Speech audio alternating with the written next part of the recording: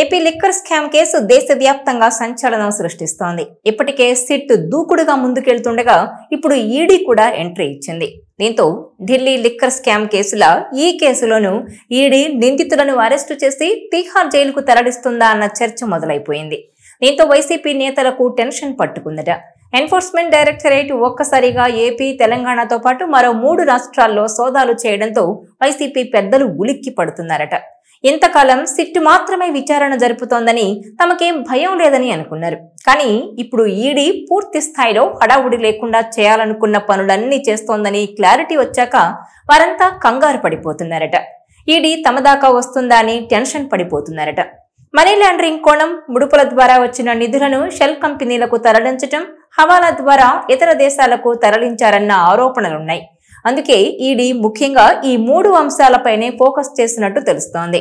4 రోజుల క్రితం ఢిల్లీ నుంచి విజయవాడకు వచ్చిన ED team Vijayawada CP Rajasekhar బాబుతో భేటీ అయింది. ఈ కేసుకు సంబంధించి వివరాలు సేకరించిన తర్వాత సోదాలు చేయడం మొదలుపెట్టింది. అంటే పక్కా సమాచారంతోనే తనిఖీలు చేసింది. లిక్కర్ స్కాముల్లో డబ్బులు ఎవరెవరి దగ్గరకు చేరాయి, బ్లాక్ మనీని వారు ఎలా వైట్ చేశారు, అందుకు ఎన్ని షెల్ కంపెనీలు పెట్టారు, ఇలా మొత్తం సమాచారం ఉండడంతో ఆయా చోట్ల సోదాలు చేశారు. పక్కా ఆధారాలతో చేసిన సోదాల్లో ఆ లావాదేవీల సమాచారం అంతా వారికి లభించినట్టుగా తెలుస్తోంది. ఈడీ ఇప్పటికే చాలా సైలెంట్ గా విచారణ చేస్తూ అన్ని డీటెయిల్స్ తీసుకుంది.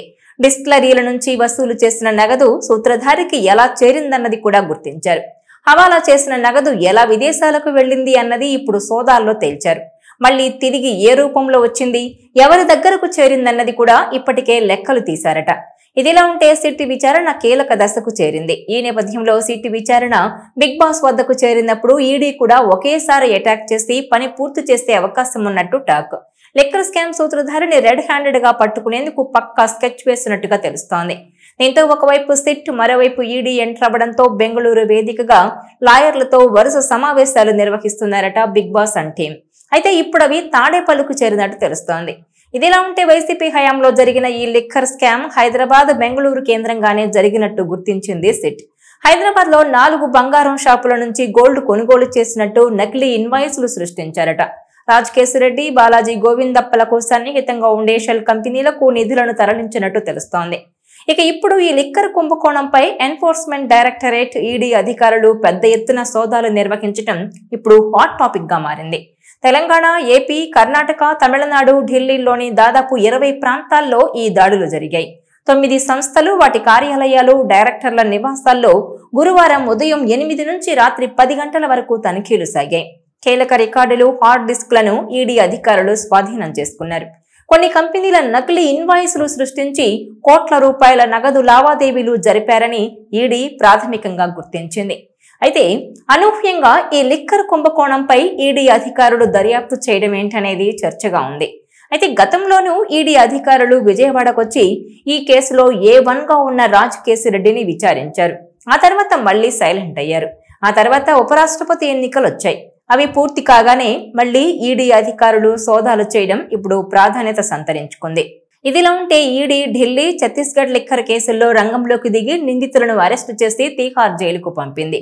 ఈ నేపథ్యంలోనే ఏపీ లిక్కర్ స్కామ్ లోనూ ఎలాంటి పరిణామాలు చోటు చేసుకుంటాయా అన్నది ఇప్పుడు హాట్ టాపిక్ గా మారింది.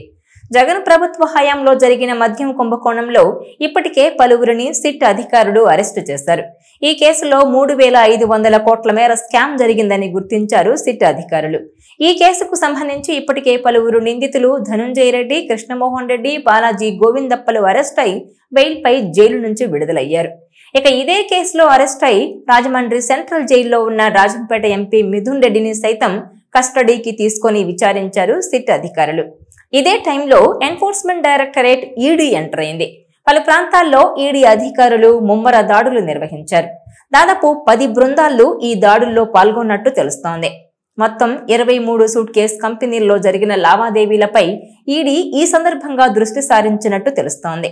అలాగే ఇప్పటి వరకు సిట్ దాఖలు చేసిన చార్జ్ షీట్లోని నిందితుల ఆస్తులు, కంపెనీలపై సైతం ఈడీ దృష్టి సారించింది. అదేవిధంగా హైదరాబాద్ లో సిట్ స్వాధీనం చేసుకున్న 11 కోట్ల రూపాయల నగదు వివరాలను సైతం ఈడీ అధికారులు అడిగి తెలుసుకున్నట్టు తెలుస్తోంది. ఇక అంతకుముందు విజయవాడ జైల్లో మద్యం కుంభకోణం ప్రధాన నిందితుడు రాజకేశిరెడ్డిని ప్రశ్నించి పలు వివరాలు కూడా సేకరించింది. వాటి ఆధారంగా మనీ లాండరింగ్ కోణం పలు కంపెనీలను వినియోగించినట్టు గుర్తించింది. అందులో భాగంగా ఈ తనిఖీలు చేపట్టినట్టు తెలుస్తోంది.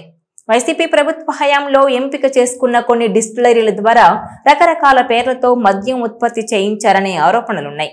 కమిషన్లు ఇచ్చిన కంపెనీలకే అధిక ఆర్డర్లు, బెవరేజెస్ కార్పొరేషన్ నుంచి మద్యం సరఫరాదారుకు బిల్లుల చెల్లింపులు సహా దాదాపు 3,500 కోట్ల దోపిడీకి పాల్పడినట్టు ఏపీ సిఐడి సిట్ దర్యాప్తులో వెలుగు చూసింది.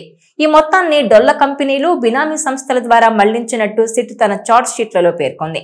ఈ కేసులో ఇప్పటి వరకు 29 మంది వ్యక్తులు సహా 19 సంస్థలను నిందితులుగా చేర్చారు. 12 మందిని అరెస్టు చేశారు. మద్యం ముడుపులను విదేశాలకు హవాలా మార్గంలో తరలించారనే కోణంలో ఈడీ రంగంలోకి దిగింది. లిక్కర్ స్కామ్ నిందితులు సహా 19 సంస్థల ఆర్థిక లావాదేవీల ఆధారంగా దర్యాప్తు చేపట్టింది.